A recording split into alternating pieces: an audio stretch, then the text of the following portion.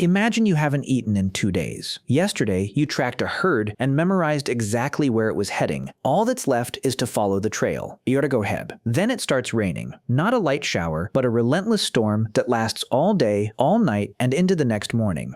Now the tracks are gone. The mud has erased them, the ground is slippery, and one twisted ankle could mean death. The river beside your camp is rising, and the fire keeping you warm, cooking your food, and scaring away predators is slowly dying. You're not bored. You're trapped. For most of human history, rain wasn't an inconvenience, it was a survival crisis.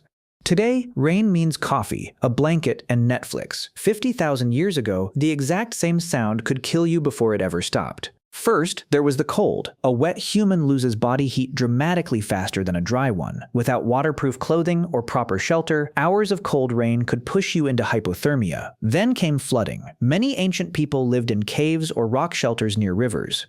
Archaeologists have found flood deposits inside occupied caves, showing that rising water sometimes forced entire groups to abandon their homes forever. And rain brought another danger: predators. Humans weren't the only ones looking for shelter. Large cats, bears, and other animals often headed for the very same caves. During a storm, everyone was competing for the few dry places that existed. That made one thing more important than anything else: the fire. Keeping a fire alive wasn't just about staying warm, it meant light, cooked food, protection, and survival itself. For much of prehistory, humans may not have been able to reliably create a new fire whenever they wanted. If the flame died, it might stay dead.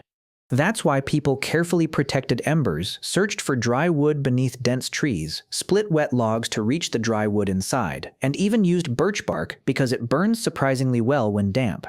During a storm, one person's only job may have been sitting beside the fire for hours, making sure it never went out. But once the fire was safe, something unexpected happened. People created. Archaeologists have discovered caves filled with stone tools in every stage of production, showing that people spent long periods crafting instead of hunting. They made bone needles for sewing warm clothing. They twisted plant fibers into rope, one of humanity's most important inventions. Rope made stronger shelters, better weapons, traps, and tools possible. At Sibudu Cave in South Africa, researchers even found carefully built sleeping mats from 77,000 years ago, layered with plants that naturally repel insects. They weren't just surviving, they were improving their lives. And eventually, they began creating something with no immediate survival value at all: art. Deep inside caves, far beyond the entrances where people actually lived, ancient artists painted lions, horses, rhinos, and bears with astonishing detail. No one knows exactly why, but imagine being trapped inside for days. The tools are finished, the fire is burning steadily. The rain still hasn't stopped. Maybe that's when someone picked up charcoal, walked deeper into the darkness, and painted the first masterpiece. Rain may have done something even bigger than inspire art. It may have strengthened culture itself. When entire groups were forced to stay together around a fire, they talked.